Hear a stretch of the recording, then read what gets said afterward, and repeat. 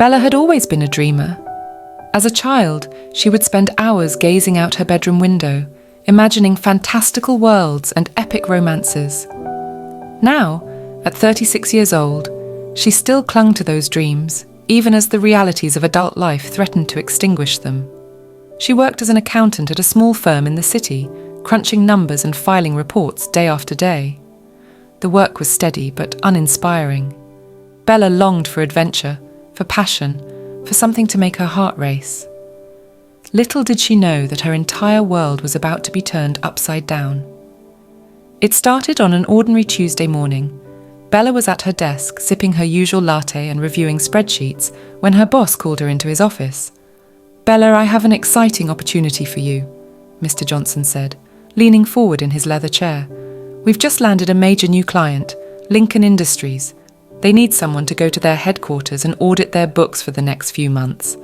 I'd like to send you." Bella's pulse quickened. A chance to travel? To do something different? It sounded thrilling. "Where is their headquarters?" she asked. "A small town called Millbrook, about 3 hours north of here," Mr. Johnson replied. "It's quite remote, nestled in the mountains. Beautiful area." Remote mountains? It sounded like something out of one of Bella's daydreams. "When would I leave?" she asked, trying to contain her excitement. "Next week, if that works for you. You'd be there for at least 3 months, possibly longer. I know it's short notice, but this is a huge opportunity for the firm, and for you. If you do well on this assignment, a promotion could be in your future." Bella didn't hesitate. "I'll do it," she said firmly. The next week was a whirlwind of preparations. Bella sublet her apartment, packed her belongings, and said goodbye to her friends and family. Before she knew it, she was in her car heading north, watching the urban sprawl give way to rolling countryside and then rugged mountain terrain. As she drove into Millbrook, Bella felt a thrill of anticipation. The town was picturesque, with quaint shops lining the main street and mountains looming in the background. She found the bed and breakfast where she'd be staying and checked in, marvelling at the homey decor and stunning views from her window. The next morning, Bella headed to Lincoln Industries for her first day. The company's headquarters was housed in a large log cabin-style building on the outskirts of town.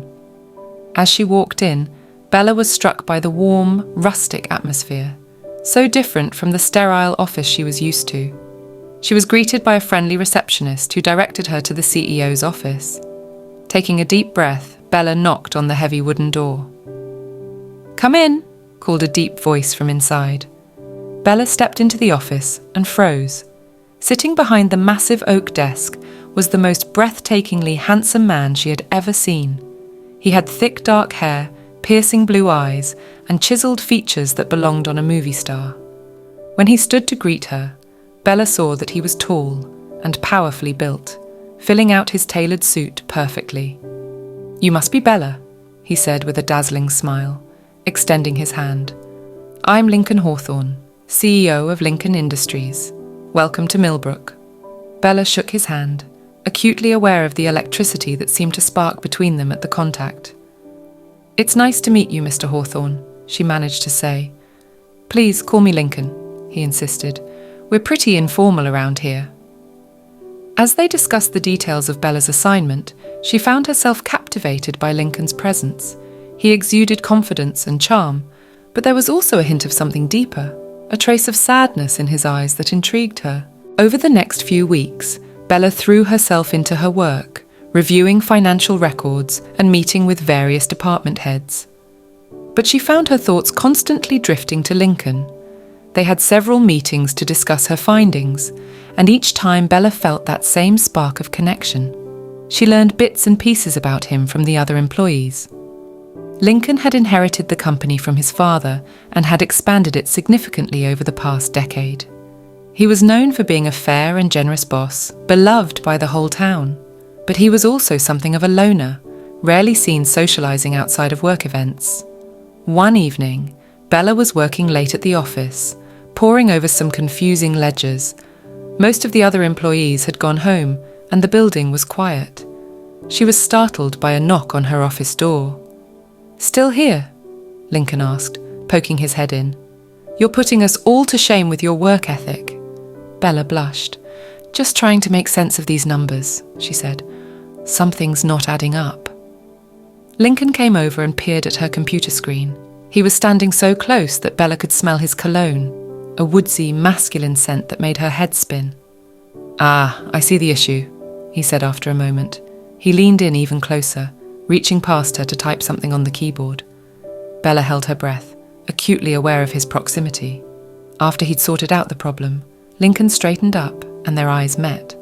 For a long moment, neither of them moved. The air between them felt charged with unspoken tension.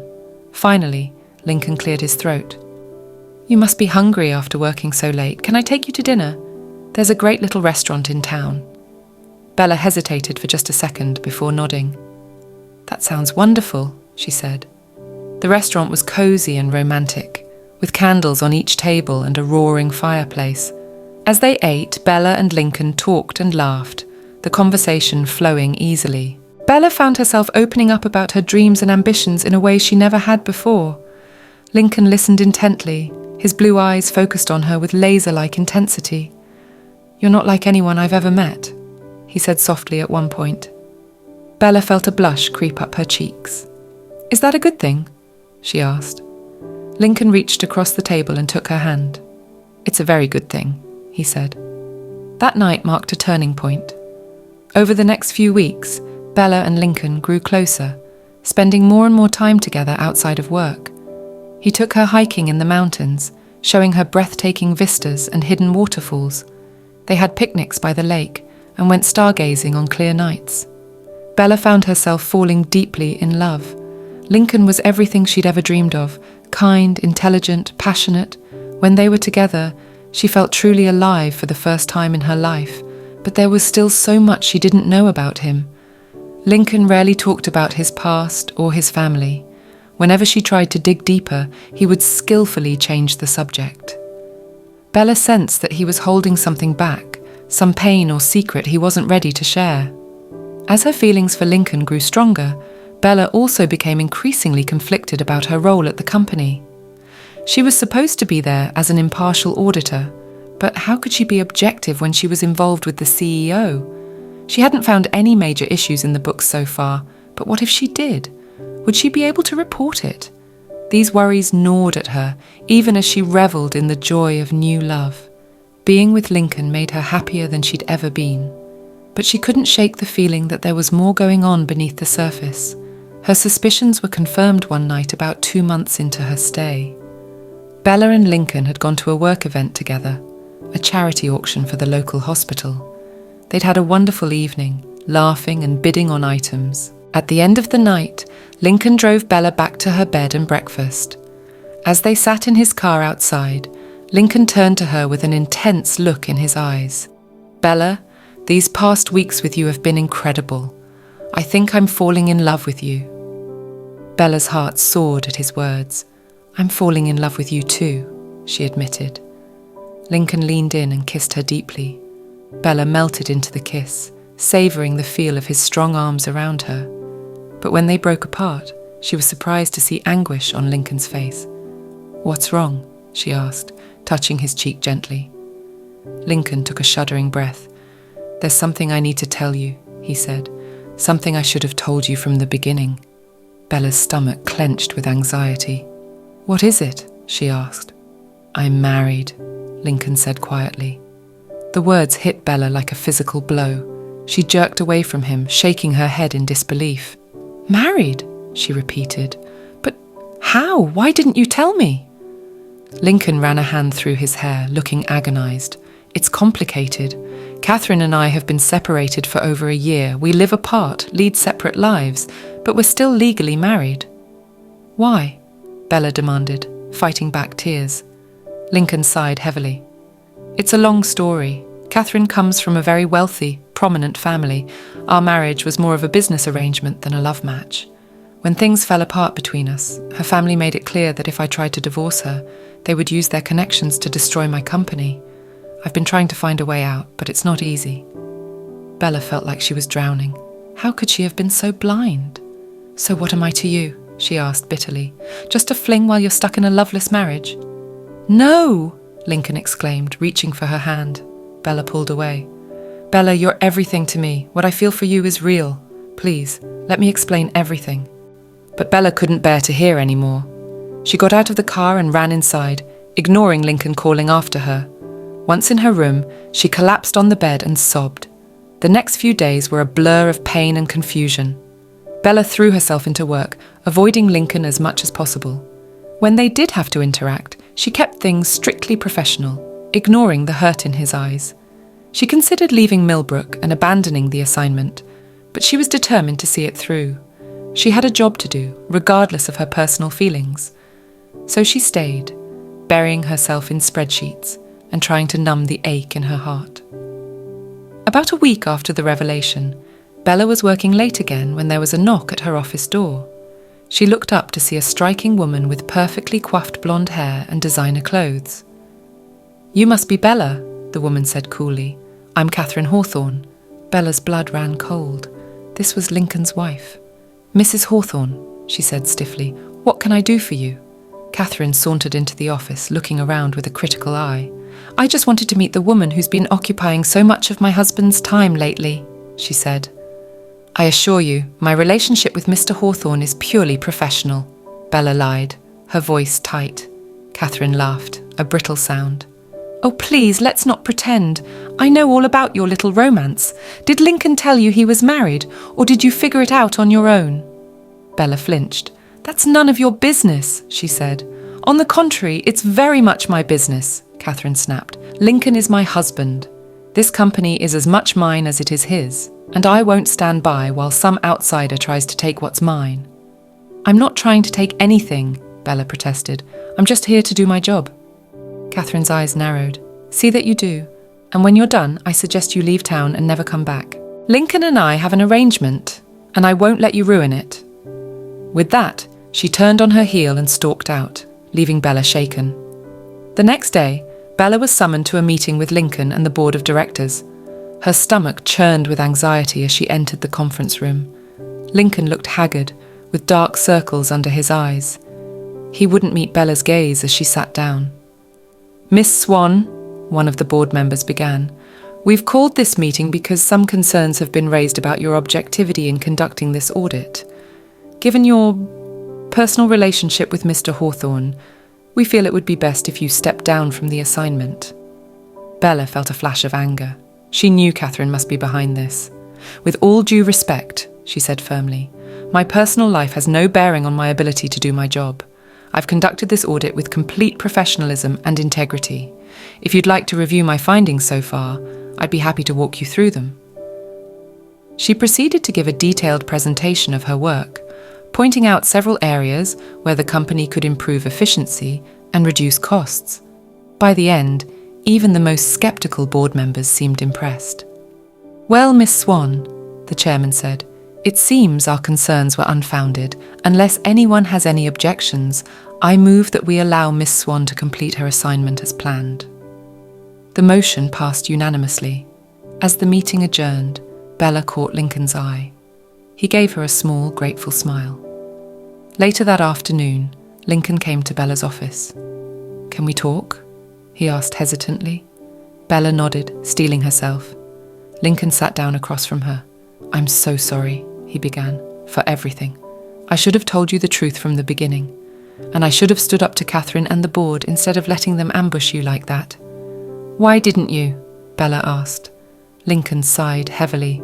"I've spent so long trying to keep the peace, to protect the company. I convinced myself it was for the greater good, but seeing you in that meeting today, standing up for yourself, it made me realize how wrong I've been. You inspire me to be braver, Bella." He reached across the desk and took her hand. This time Bella didn't pull away. "I love you," Lincoln said softly, "and I want to be with you, really be with you, without secrets or complications. If you'll give me another chance, I promise I'll make things right."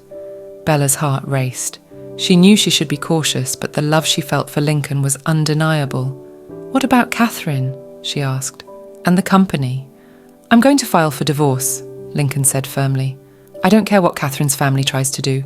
I'll fight them if I have to. The company, the money, none of it matters if I don't have you." Tears welled in Bella's eyes. She stood up and came around the desk, pulling Lincoln to his feet. "I love you too," she whispered, before kissing him deeply. The next few months were challenging as Lincoln began divorce proceedings. Catherine fought dirty, trying to smear both Lincoln and Bella in the press, but they weathered the storm together, their love only growing stronger in the face of adversity. Bella finished her audit and returned to the city briefly to deliver her report. Her boss was thrilled with her work and offered her a big promotion, but Bella had other plans. She quit her job and moved to Millbrook permanently, taking a position as Lincoln's CFO. Together, they steered the company through the turbulent divorce and came out stronger on the other side.